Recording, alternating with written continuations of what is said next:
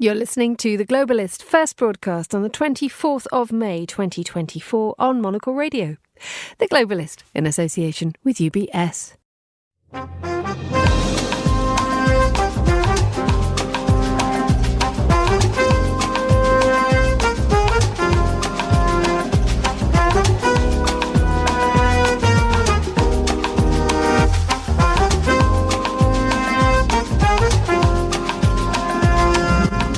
Live from London, this is The Globalist with me, Emma Nelson. A very warm welcome to today's programme. Coming up, China surrounds Taiwan with 2 days of full-scale military drills.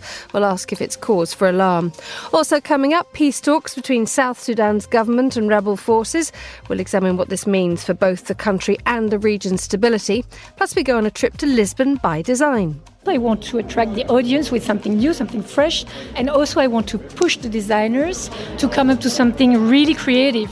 We'll find out more about the EU's adoption of a new law to grapple with artificial intelligence, and Andrew Muller brings us our weekly instalment of What We Learned. We learned that the UK will go to the polls on July 4th, historically a pretty propitious date for long downtrodden people struggling to slough off the misrule of a callous and hapless government based in London. That's all ahead on The Globalist, live from London.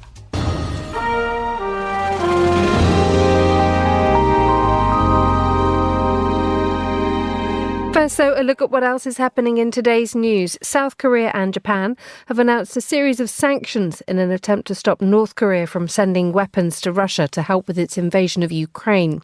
Israeli forces have engaged in fierce fighting in the southern Gazan city of Rafah, saying there's been close combat with Hamas-led militants. And 4 people have died and 16 others injured after a 2-storey building collapsed on the Spanish island of Mallorca. Stay tuned to Monocle Radio throughout the day for more on these stories. But first, take a look at the seas around Taiwan for the last 24 hours, and you'd be forgiven for thinking that China was just about to invade. The waters are filled with destroyers, frigates and speedboats. Dozens of fighter jets roar overhead with live ammunition on board. But this is a drill, albeit a huge one, described as punishment for Taiwan electing a president who takes a bolder stance against Beijing. Well, I'm delighted to say I'm joined now by William Yang, a journalist based in Taipei. A very good afternoon to you, William. Thank you so much for having me. So what was it like when all this started? So it was basically announced at 7 a.m. in the morning yesterday on Thursday, and everyone was basically caught off guard, I think, because there was no immediate sign that Beijing was ready to launch another military exercise that's going to encircle Taiwan. The last few times that we knew, they essentially announced the plan a day ahead, but this time they announced it at 7 a.m. in the morning, right before the military exercise was going to start. So I think everyone here was a little bit caught off guard. And just explain to you what the reaction was, because to be caught off guard is one thing, but to then see the scale of what China was doing must be something extraordinary. Right. So I think there is a little bit of a different reaction between the government and the Taiwanese people. I think since 2022 August, after then House Speaker Nancy Pelosi visited Taiwan, China has in fact staged several such kind of military exercise around Taiwan. So in fact, this is not the first time. And compared to the last 2 times, the 2-day exercise, in fact, is much shorter. So for the Taiwanese public, it didn't really feel like a very imminent threat to their security and safety. However, I think for the Taiwanese government, because we just had an inauguration on Monday, so it's still a very young presidency. They're still trying to get everything together. And at the same time, there are a lot of internal political divisions and frictions within Taiwan. So to have to actually deploy the military to actually respond to such a quick and swift kind of military exercise around Taiwan for the new government, in fact, is a big challenge just right into their presidency. And how have they responded to it? Because Lai Ching-te, as you say, was only inaugurated on Monday, taking a much more bold stance towards Beijing. Yes, I think you were right about that. I think he immediately went to one of the military bases near Taiwan's main international airport in Taoyuan and tried to convince and reassure the military and the public that his government is ready and is committed to defend Taiwan's sovereignty, and at the same time is using all the resources that they have to try to monitor and track the Chinese military activities around Taiwan. And at the same time, we know that this is the first time that China has deployed their Coast Guard vessels to be part of a joint military exercise. So this is also forcing Taiwan's Coast Guard to have to quickly come up with their own plans to counter the very frequent and often aggressive activities and operations of the Chinese Coast Guard vessels near especially Taiwan's outlying islands. Tell us a little bit more about the fact that this clearly needed some planning, didn't it? Because the scale of the operation, as you have just described, doesn't look like an impromptu move. I mean, was this something that many anticipated that China would do? Yes, I think the government, after they won the election in January, had in fact been sort of preparing and strategizing against different scenarios from China. But, I think since January until earlier this week, there has been somewhat of a much quieter period of time where China's military operation has dialed down, in fact, and they've relied more on these gray zone operations through the Coast Guard vessels instead of their military naval vessels to threaten and intimidate Taiwan. So I think for a while they might think that Beijing is maybe not so interested in engaging in large-scale show-off force, but this time around they had to quickly pull out all the plans that they have in case that China is staging such a large-scale military exercise. And so I think it's a good thing to see and know that the Taiwanese government at least have somewhat of a plan in order to cope with such a scenario. They seem to be able to cope with it in the as an immediate threat. But were China to invade Taiwan, how ready would Taiwan be? It has friends. Yes, it has friends, but at the same time, these friends have unofficial ties with Taiwan. So a lot of the security arrangements between Taiwan and these allies, especially the U.S. and Japan, are somewhat in an awkward gray area that they need to consider the involvement of Taiwan or plan their security exercises around Taiwan, but at the same time, they cannot directly involve Taiwan. So there was actually a very interesting exercise just last month between Taiwan and the U.S. Naval forces on the outside of the Pacific Ocean, where they try to pretend that both vessels encounter each other by accident. And then over there, they were trying to go through some drills about supplying the materials and other things, and also learning about how to exchange communication effectively in wartime scenarios. And so, I think these allies definitely are keeping the Taiwan Strait situation as part of their priority in the Indo-Pacific region. But at the same time, the planning that they need to include Taiwan needs to be very delicately calculated and arranged so that it's not going to actually trigger an immediate anger from China and then raise the possibility of an actual military conflict. There is therefore a sort of slight silver lining to all this, isn't there? That actually China is alerting Taiwan to the gaps in its security, isn't it?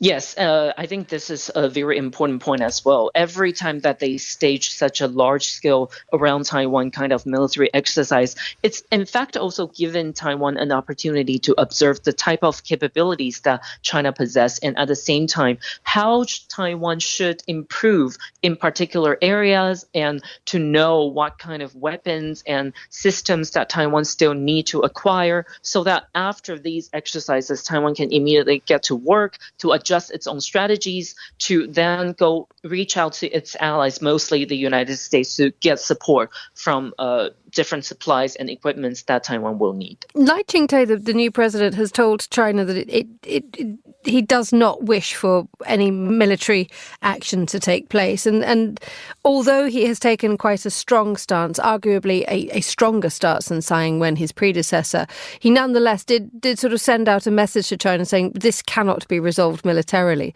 The fact that China responded immediately with a military drill suggests what in terms of how much President Lai will be listened to? Right. Basically, I think it shows that Beijing is not going to honor any proposal that he is hoping to resolve. So including the resumption of cross-strait tourism and the student exchanges, these are things that he mentioned in the speech, but Beijing basically outright rejected that in their responses and then showed the force that they have to basically warn his government that basically for the next 4 years, this is what he will have to expect and perhaps constantly deal with. William Yang, thank you so much for joining us on the line from Taiwan. You're listening to The Globalist. It is 8:11 a.m. in Juba, 7:11 a.m. here in London. Now, the government of South Sudan says it's still committed to finding a way to establish peace with rebel groups. Negotiations between the two sides have been held in Kenya, with African presidents calling for an end to a conflict that's crippled the country's economy for years. Well, to tell us more, I'm joined now by Tara O'Connor, founder and executive director of Africa Risk Consulting, a Pan-African consulting company. Good morning to you, Tara. Good morning. So just explain the context of the war. This has been going on for years and years, hasn't it? Well, yes. I mean, I think the civil war broke out in the newly independent South Sudan in 2013 when the incumbent president, Salva Kiir, and his deputy president fell out and then basically very quickly split into two groups that then went to civil war. And that civil war has sort of raged now since 2013 and some 400,000 people have been killed. It's been very destabilizing and several 100,000 people displaced. It's often a war that's overshadowed by events that are continuing in Sudan. And this is, as you say, a war that has been a decade of stop, start, hasn't it? Because there have been agreements and coalitions have been built, and then they seem to have just fallen apart again. Absolutely. It is very much a one step forward, two steps back type movement towards peace. But really what people are hoping for, the international community and Sudanese, are hoping that these talks will actually lead to the first elections that the country will have as an independent nation. It's worth remembering that this is the world's newest nation that came into being on a very peaceful and very well supported referendum that took place in 2011. But the people of Sudan have not had a general election since then.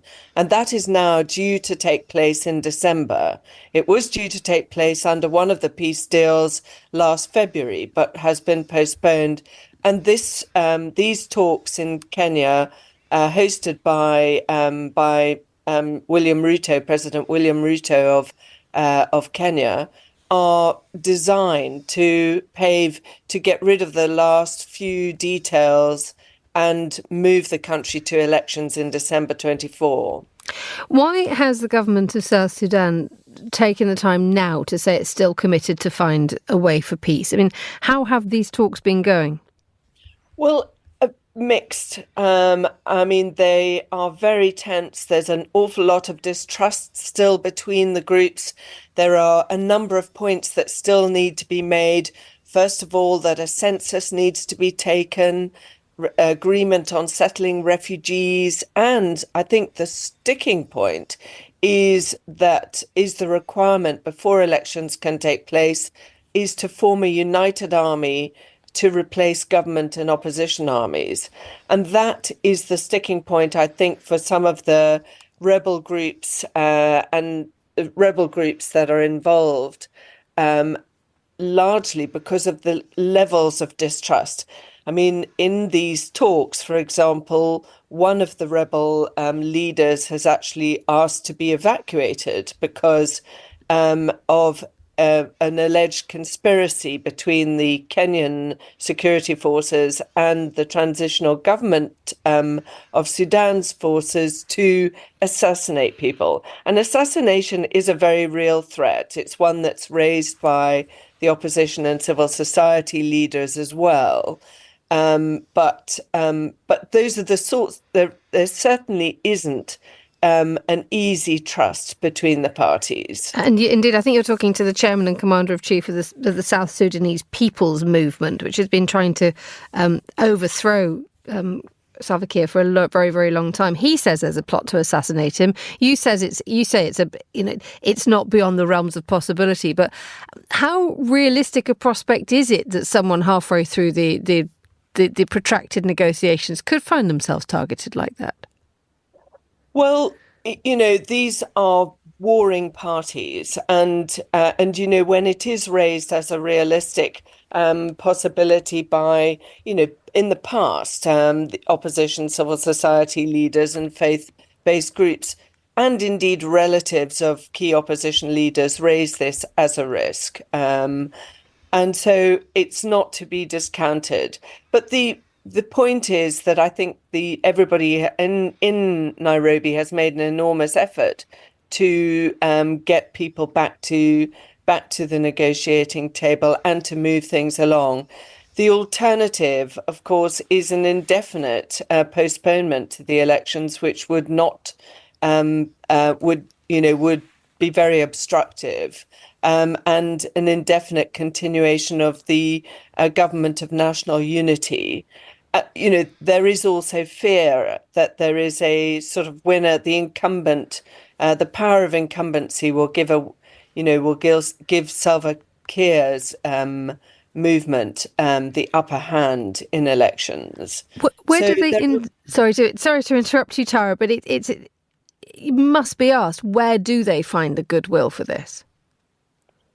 Well, I think there is an awful lot of international pressure. There is a great deal over time. There has been a great deal of international involvement and encouragement to get the warring parties to get back to the negotiation table. I think there's an awful lot of development assistance that is at risk, is used to cajole, but also, not just the 400,000 people that have been killed, but the hundreds of thousands of displaced, and an economy that is badly in need of attention.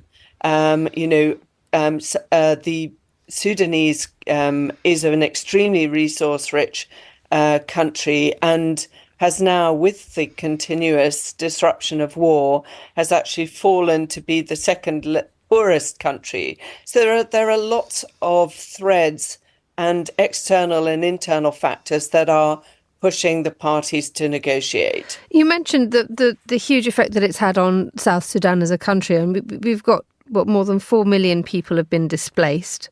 1.8 million of those are internally displaced. And 2.5 million people have fled. They've gone to the likes of Uganda, and they've also gone north to Sudan. The regional effect of such an unstable place must be felt deeply and widely. Yes, and this is a long-standing story. It's Sudan.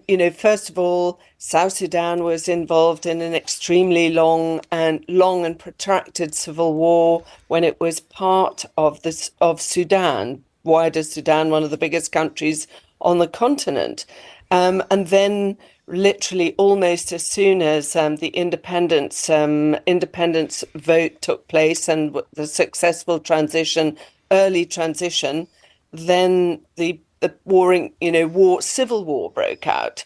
So yes, that is immensely destabilizing.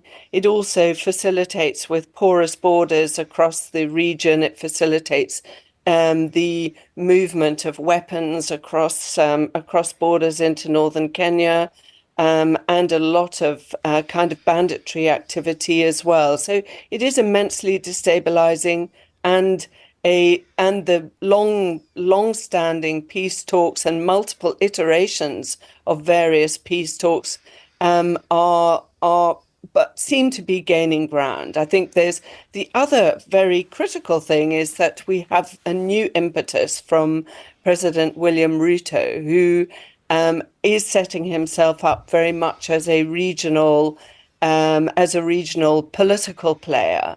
So getting involved in trying to resolve regional domestic issues such as Sudan, and therefore giving his full backing to and support to using Kenya as the continuing environment for peace talks. Obviously, Kenya, as a big host to a lot of refugees from Sudan, it's in Kenya's long-term interest to actually resolve this issue. Tara O'Connor, thank you for joining us on Monocle Radio. Up next on The Globalist, Nina Dos Santos is here with the papers. What do you have for us today, Nina? Good morning. Well, morning, Emma. It's all about politics, really. We're 2 weeks off of the EU elections, and we're also, as we now know, just 6 weeks away from UK general elections. And so, as you'd imagine, the newspapers are dominated with that. One big question everybody in the UK has is, why is Rishi Sunak ditching his signature policies now? And also, over in Germany, the ID, Identity and Democracy grouping in the EU Parliament, has now ditched the AfD. Thank you, Nina. That's all to come on The Globalist. UBS is a global financial services firm with over 150 years of heritage. Built on the unique dedication of our people, we bring fresh thinking and perspective to our work. We know that it takes a marriage of intelligence and heart to create lasting value for our clients. It's about having the right ideas, of course, but also about having one of the most accomplished systems and an unrivaled network of global experts. That's why at UBS, we pride ourselves on thinking smarter to make a real difference. Tune in to The Bulletin with UBS every week for the latest insights and opinions from UBS all around the world.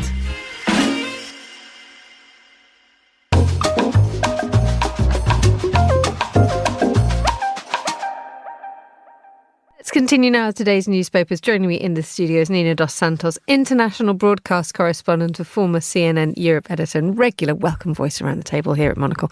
Hello, Nina. Good morning. How's it going in the Dos Santos world? Oh, fine, yeah, all ready for half term. Okay, I thought you might be and a general election or two. and that too. Yes, that came as a bit of a surprise. I don't know about how you felt. Didn't it just? Yeah. I think, it was really interesting. I was out with a Conservative Party candidate, actually, who's campaigning for the first time in one of the London seats yesterday evening. And so many people, current MPs who are still planning on standing, even those who are going to stand down, and future candidates that haven't yet been selected have been completely wrong-footed by the surprise nature of this election. The big question will be, after July the 4th, is what exactly does Rishi Sunak have in his diary after the summer? Yes, I don't know. Maybe a plane ticket. There's also, and you should see it from the inside the broadcasters world as well. It's gone absolutely bananas. That's a conversation for another day. Let us find out what's in the papers today. We have another election coming up in 2 weeks' time as well. Just, one of the biggest in the world that we need to be aware of. Yeah, 400 million European Union citizens going to the polls to elect the European Parliament. But having said that, Brussels does like to plan in a way that since Brexit, the UK has not been famous for, let's say, Emma. So this one has been signalled for quite some time. But it doesn't mean that it's any less febrile, if you like, because one of the real concerns for the centre-right parties, and I've often said this on Monocle Radio, the centre-right parties are kind of in the ascendant here, going to clean up a lot of the seats. But their real concern is that their main rival comes from the same spectrum, same side of the political spectrum, which is, of course, the far right.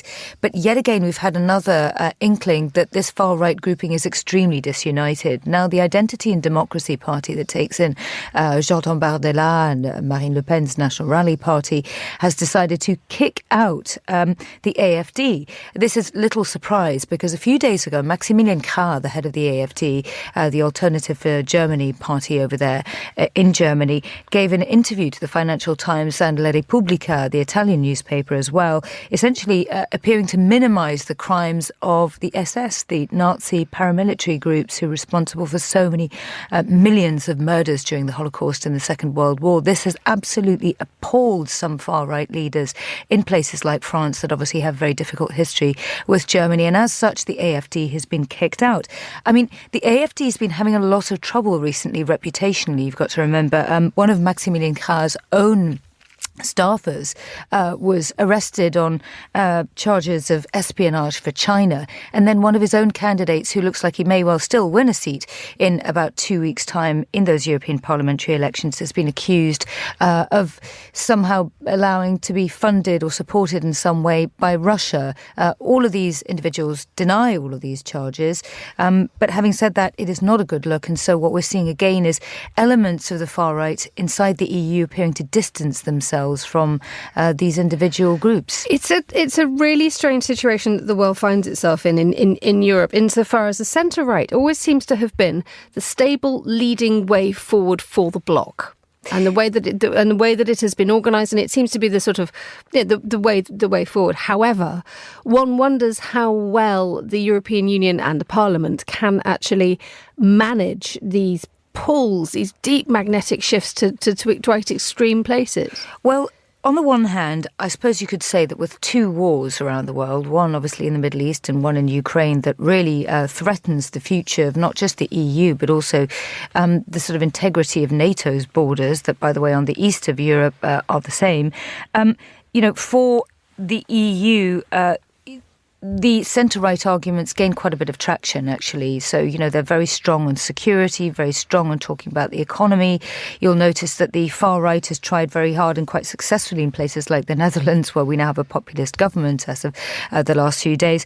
They've tried also to try and corner the debate on farmers and how, traditional agricultural ways of life across the EU are being undermined by, green initiatives and so on and so forth. And the centre-right has tried very hard to sort of reclaim that land, reclaim those strong messages there, to say that they're the ones who are sort of pro-business, responsible for defending Europe's security, for tackling immigration, and also for providing a more prosperous lifestyle and future for, as I was saying, there's 400 million Europeans who are going to go to the polls. But yes, there are quite a few sort of arguments that the far right can chip away at.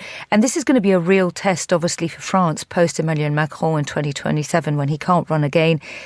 The big question is, where is the centre ground in France? It's looking as though Marine Le Pen, if her party does quite well in these European parliamentary elections, that'll obviously be a springboard to possibly, gaining the presidency in France.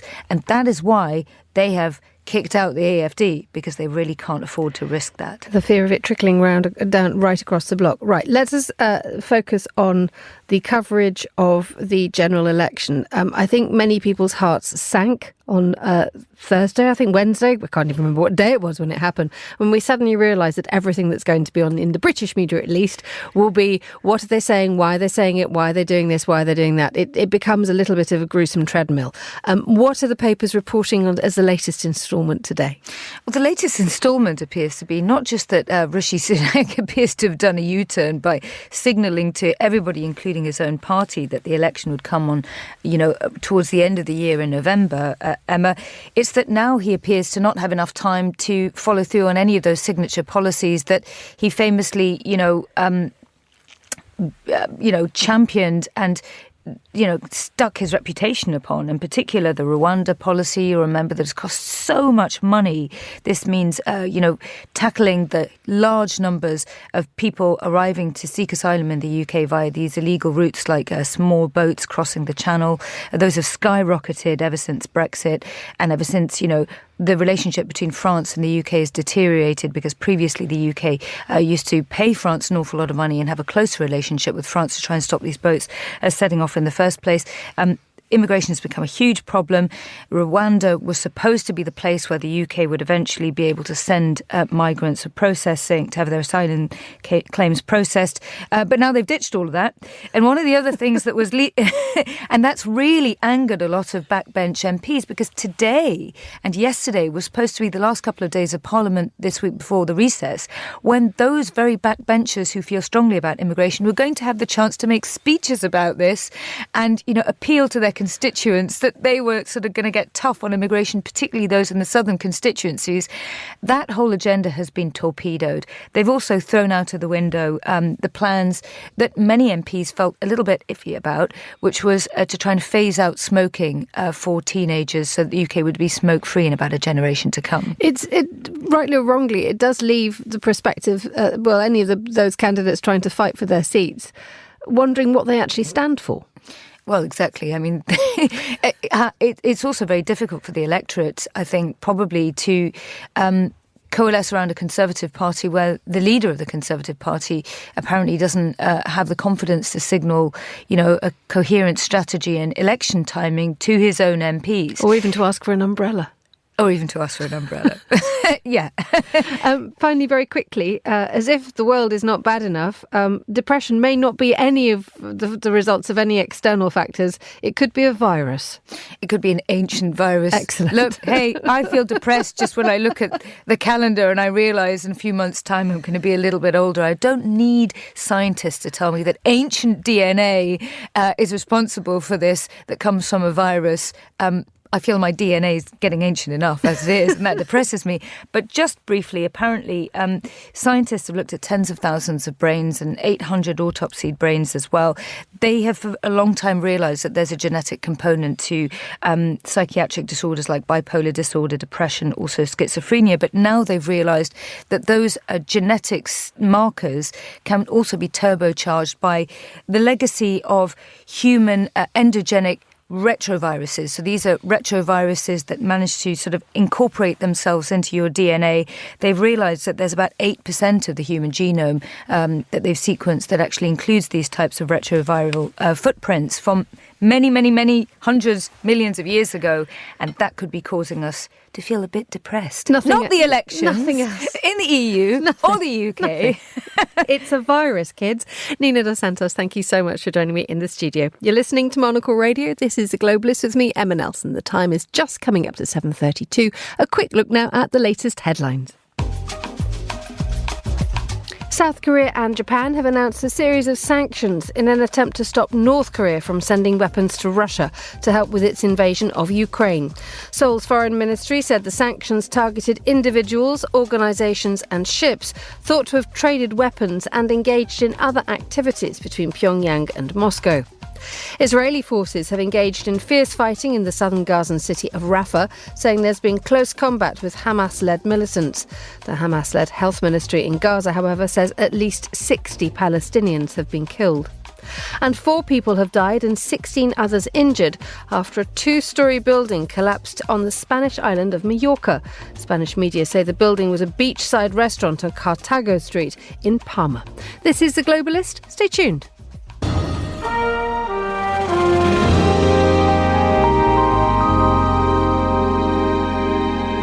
Now, the European Union has taken a major step in trying to grapple with AI, the technology which is now commonplace in our businesses and everyday life.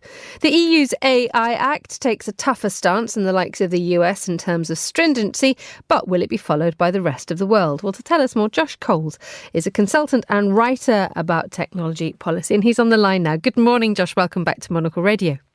Thanks, Emma. Good to be here. This has taken a while, hasn't it?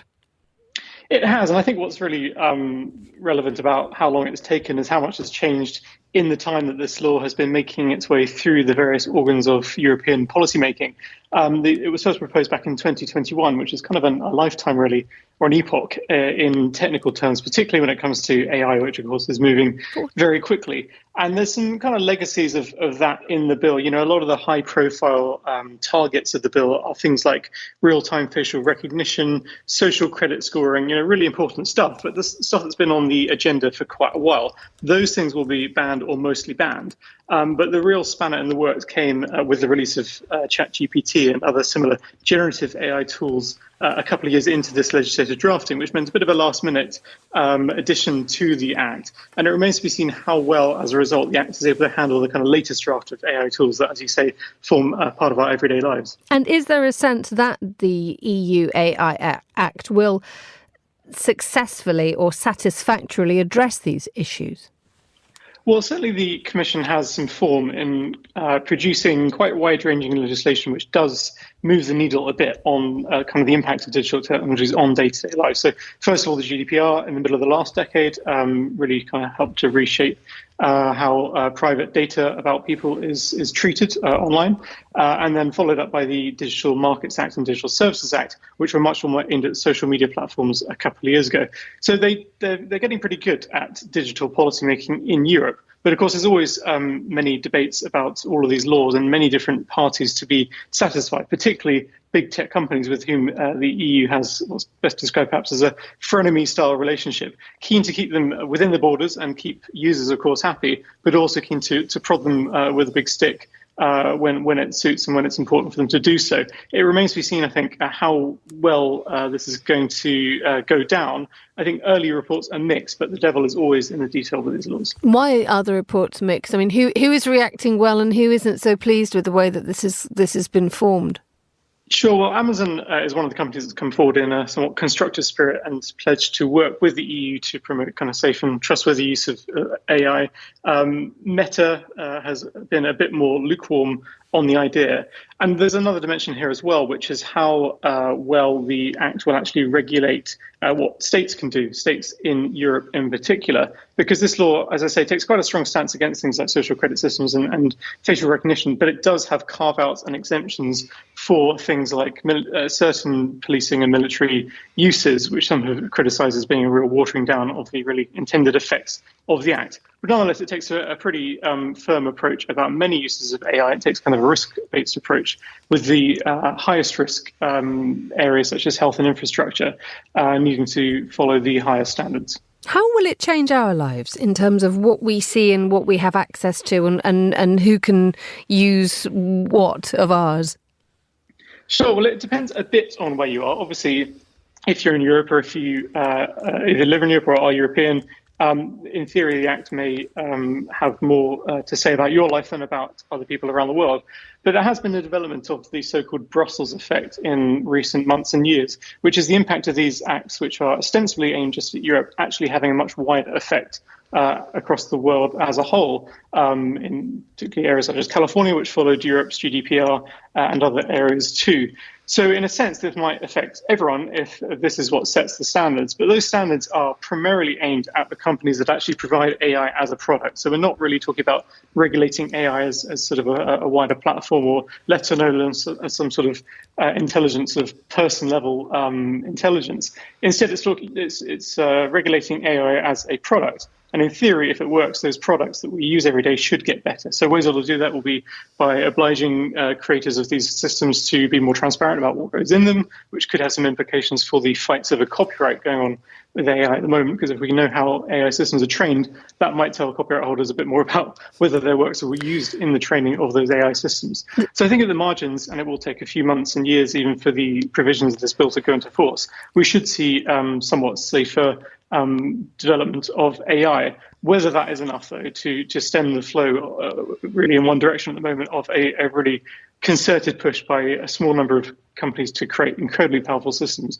really does, I think, remain to be seen. Indeed, and these powerful systems will not retrospectively fall under the remit of this new law, will they? So one always asks now is, how late are we coming to this and regulating? Yeah, definitely quite late. I think because, as I mentioned, the sort of ChatGPT phenomenon came a little bit out of nowhere, I think, in 2022 to late 22, surprising people with its power. And there's some debate not just about how kind of late we are, but how powerful or what the threshold should be of the models that we kind of regulate as general purpose technologies. The EU has set out a threshold which is slightly lower than the more, say, innovation-focused US, which has also caused some questions about where that threshold has been set. And as ever, the balance here is always about innovation versus safety. How innovative can you allow AI sort of developers to be whilst making sure that people are kept safe? I think everyone is still a little bit in the dark, really, about even maybe the companies creating these systems, about just how powerful they can get. And I think although this is a good example of quite prudential policymaking, if you like, from Europe, the danger is that the cat is kind of already out of the bag with a lot of the stuff, and that is going to create some serious dangers down the line. Josh Coles, thank you so much for joining us on Monocle Radio. You're with The Globalist.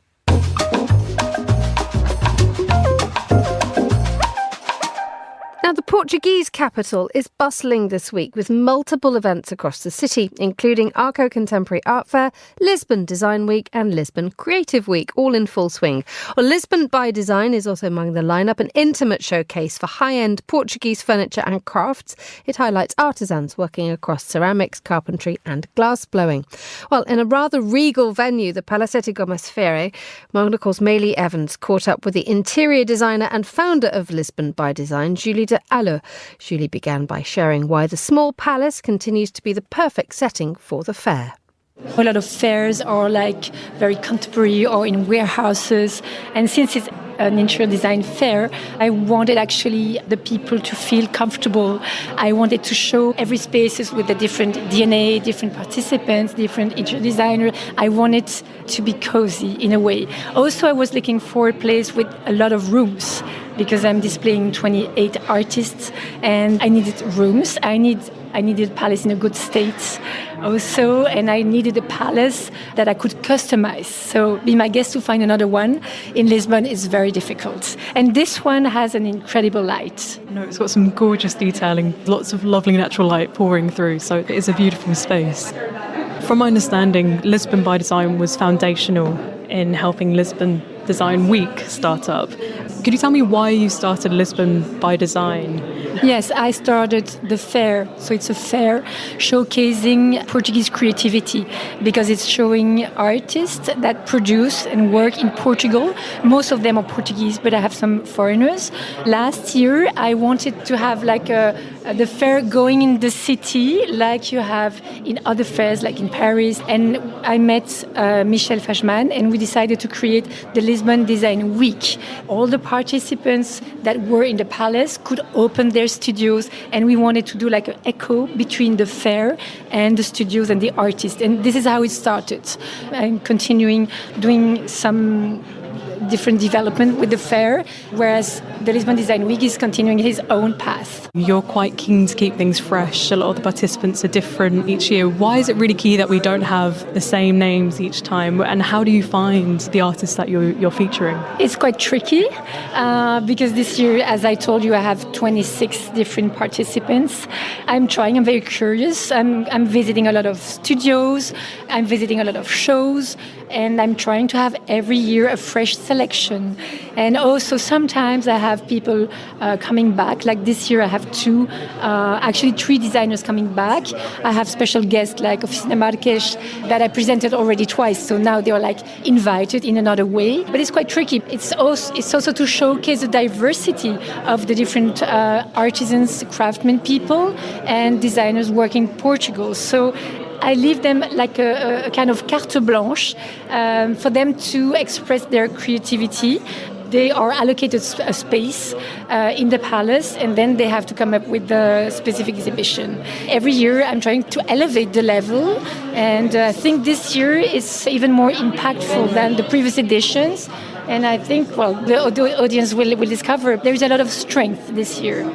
There's quite a lot of work here that is made specifically for Lisbon by Design. It's not a case of people showcasing and doing the rounds, the same things they show everywhere else. Tell me a little bit about the importance of showcasing that people can make things bespoke. I select the artists, the craftsmen people and the designers, and they have to produce unique pieces made specifically for the show, for the fair, and never seen before, and everything made in Portugal. This is, the canvas, the hub for creativity in Portugal. So I don't want to have something that you have seen before. And I want to attract the audience with something new, something fresh. And also I want to push the designers to come up to something really creative. So this is why this year we have a lot of collaborations between artists. Sometimes they do like duos. They present at the same time in the same room, but they always produce a piece together, or they do the whole process from the beginning together, like Contamination, the name of the room, between Hum Gallery, Vasco Baracao and Martinho Pita. They designed everything from the beginning, a glass designer, a furniture designer, and an interior design. So the glass actually was produced within the wood. And you can see the wood has been burnt to welcome the glass lamps. And this wood is used to produce a bespoke and a unique piece of furniture. Also, I would like to add something which is very important, is that everything that you see here, all the artists can customize what they're doing. Actually, everything can be customized for project, because Lisbon by Design can be considered as a platform to create projects for new developments. It creates a lot of collaboration between the industry and the designers. What do you think the public understanding of design and artisanship, I suppose, is? I think craftsmanship is definitely a trend. And the first year I had to explain to the audience what I was showing. Maybe the second year most of the people understood. And now I think there's really an understanding in the general audience, being Portuguese or international, for unique pieces, handmade and also made locally.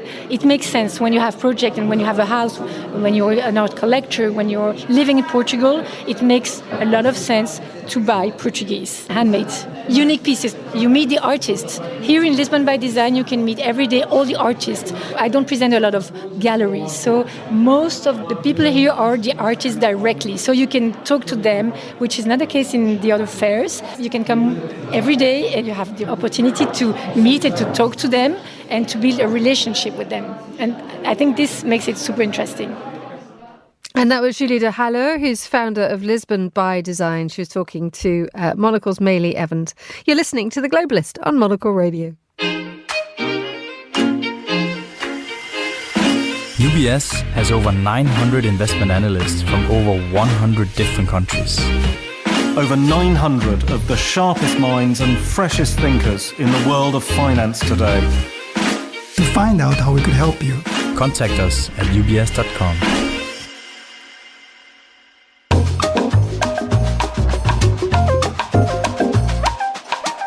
Let's enjoy a roundup of broadcasting news with the TV critic and broadcaster Scott Bryan. Good morning, Scott. Good morning. How is it? How's life in Scott's world? Oh, I mean, good. I've literally been out of hospital a couple of days after a back operation, so currently very vertical, but I'm on the way to recovery. So excellent. We all now have an amazing image of how you are being very vertical, but we wish you a very speedy recovery. Thank you for taking the time out this morning to tell us. At least you won't be moving very much, and so but you've got plenty to look at the moment, because we've got an election in here in the United Kingdom in the next few weeks. It's almost as if they timed it for you. How are the broadcasters grappling with what has basically, well, everyone feels as if they've been thrown under a bus, I think. Yeah, I mean, I think some channels have had plans in place, I guess, for the last few months in terms of trying to work out when the election would be taking place. I mean, of course, with the BBC, there's been a lot of questions about who would be the succession to Hugh Edwards, who had to leave the BBC fairly recently in regards to fronting their election coverage. But ITV, Channel 4, a lot of the broadcasters have been essentially sitting on plans for quite a few months now. In fact, there was an unusual circumstance where one of the broadcasters, Claire Balding, who was tied to be doing a lot of the polling data on Channel 4, was actually going to be fronting Wimbledon, a sporting championship, at the same time on the other channel. So you're sort of wondering whether there will be 36 hours of non-stop Claire Balding.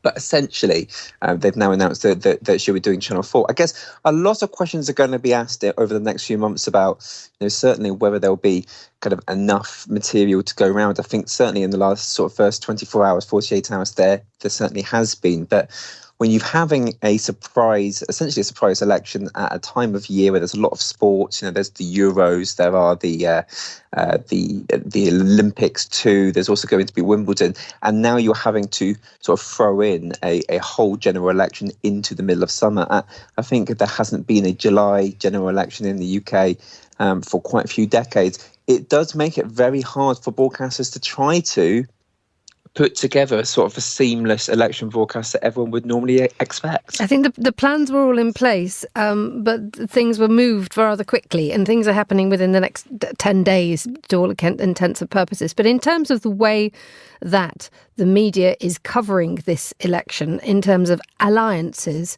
obviously the broadcasters are governed by Ofcom, which insists and ensures, and once we go into what's known as PERDA, then equal seconds have to be allocated to each party.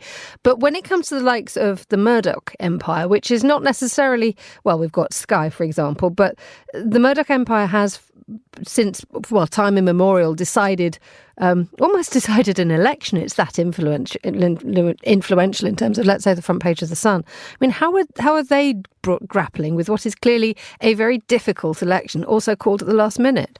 I mean, I think it's interesting in terms of where the papers are going to be putting their alliances, because you're right. In British TV sort of tends to be, it has to be by definition, has to be impartial, doesn't show any sort of favouritism towards any political candidate. But with the papers, it's very different. And I think at the same time, you've been having the decline of the power of papers. Papers such as The Sun, used to be sold by millions of people back in the 80s and 90s, have a lot less clout today. But I still think politicians still want to have their favour, because, of course, they decide the day's news agenda, and that could affect the politicians' chances. So I still think there is some attempt to woo the different papers. I think some papers are holding their cards quite close to their chest at the moment. I mean, some aren't. The Telegraph have already come out for the Conservative Party pretty much on the day that the election was announced, before even any sort of real manifesto has been revealed. But I guess there's a big sort of key question around The Sun, because with Murdoch, traditionally, he always likes backing a winner, and always seems to do so, and always seems to sort of tip. And of course, this is seen to be an election that will be won by Keir Starmer and Labour. However, historically, there haven't been necessarily the greatest relations, because Keir Starmer was involved as Director of Public Prosecutions during the hacking crisis, and that involved a lot of allegations in regards to journalists working at Murdoch's empire. So I think at the time being, a lot of people are starting to sort of look between what all of the various columns have been saying in The Sun about whether they will be going towards Labour as the weeks continue towards the election, or whether maybe they'll just stay out of it. I mean, I think they have been giving Keir Starmer sort of quite favourable editorials. He was on a sort of a YouTube show by The Sun in recent weeks, so maybe sort of testing the waters. But then, of course, it raises the question of, will it really matter these days when so much of the voting public might not be reading a newspaper anymore? Scott, thank you so much indeed for joining us on the radio. Scott Bryan there, telling us the latest about the media coverage of the elections. You're listening to The Globalist on Monocle Radio.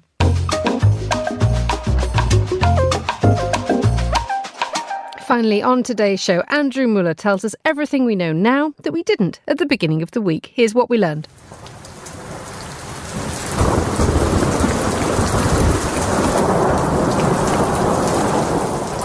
We learned this week of the date upon which the UK's Conservative Party will lose the next UK general election, even if it was not initially easy to tell. Hooray. We learned that Prime Minister, as of this broadcast, Rishi Sunak, is arguably not a virtuoso director of political theatre, as he chose to make his announcement outside 10 Downing Street in hosing rain and well within earshot of an annoying attention seeker with a big speaker, both well-known hazards of British politics, and indeed Britain.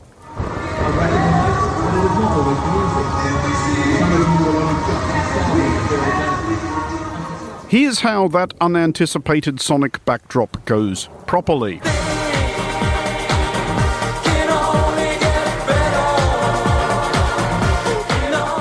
That's Dee Ream's annoying 1994 disco gospel hit Things Can Only Get Better, repurposed in 1997 as a campaign anthem for a Labour Party hoping to return from a long period in opposition to oust a tired, bedraggled Conservative Party that everyone was heartily sick of. How times change. Anyway, we learned that the UK will go to the polls on July 4th, historically a pretty propitious date for long downtrodden people struggling to slough off the misrule of a callous and hapless government based in London. And we learned that the Conservative Party was not the only institution seeking to both encourage and manage the faith of its adherents.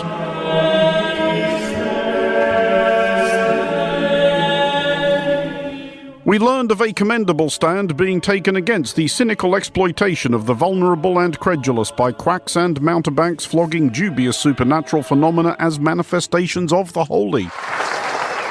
We learned further that this line had been drawn by an organisation who may not hitherto have ranked high in many people's lists of flint-hearted sceptics of the kind doggedly unmoved by sobbing statuary, i.e.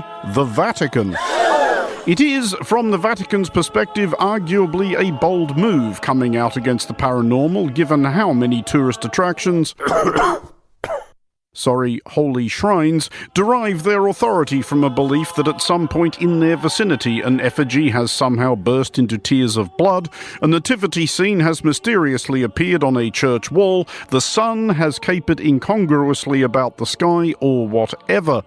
But we learned that the Vatican had wearied of social media-enabled stampedes occasioned by reports of the face of Christ appearing in toast and so forth, and had updated the manual for these things, a document enticingly entitled Norms for Proceeding in the Discernment of Alleged Supernatural Phenomena. From which, yes, we read it, we're good like that, we learned that there are fears of, and we quote, the possibility of believers being misled by an event that is attributed to a divine initiative, but is merely the product of someone's imagination. Yes, just imagine. But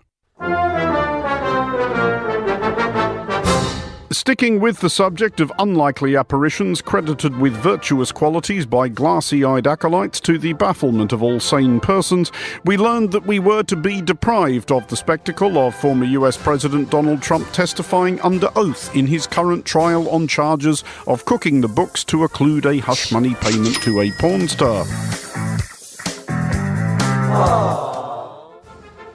We learned that it was almost like Trump's learned friends did not trust him not to perjure himself straight into the hoosegow, and that we were therefore reliant upon his weirdo cheerleaders outside the courthouse, including Florida, inevitably Congresswoman, and further reason why nobody should ever elect journalists to high public office, Maria Salazar. The Lord Almighty, the Lord of Abraham, the Lord of Jesus, protect us, because we are in a very dark place. Righto.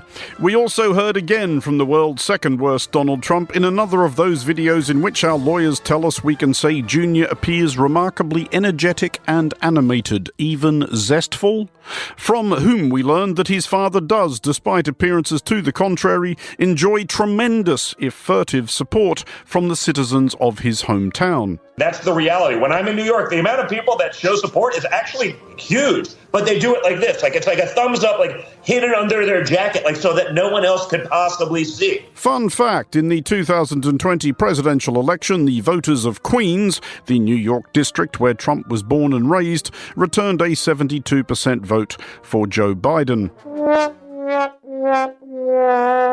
And let's pivot that sad trombone straight into some silly accordion.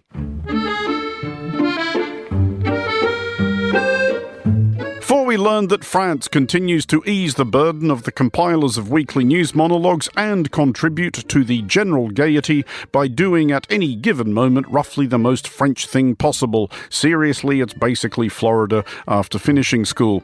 We learned that the French Postal Service had not only released a €1.96 postage stamp in honour of the baguette, but that said stamp is scratch and sniff.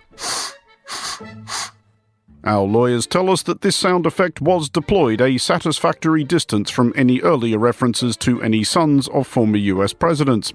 So we learned that between this and the recent granting of UNESCO World Heritage status to the baguette is on a roll.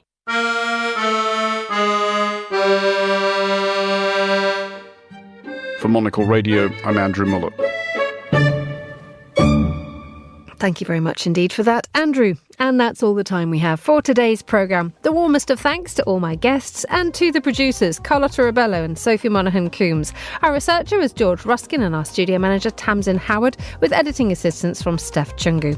After the headlines, there's more music on the way. The Briefing is live at midday here in London, and The Globalist is back at the same time on Monday. But for now, from me, Emma Nelson, goodbye. Thank you very much for listening. Have a great weekend.